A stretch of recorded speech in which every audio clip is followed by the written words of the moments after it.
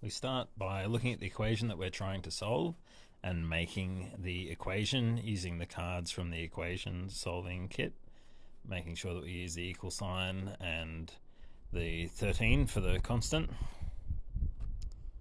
We then look at the equation and we decide that we need to isolate the 3x term, which we're going to do by subtracting 1 from both sides of the equation, and we'll write that above our equation.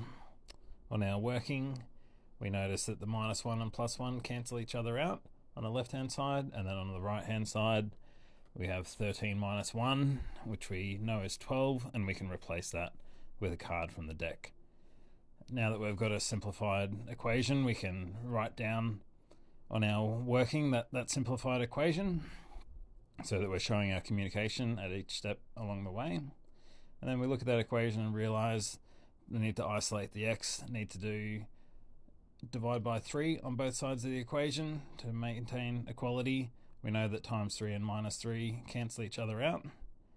So while we're annotating that on our working, those two will cancel out and we'll be left with 12 divided by 3 on the right hand side.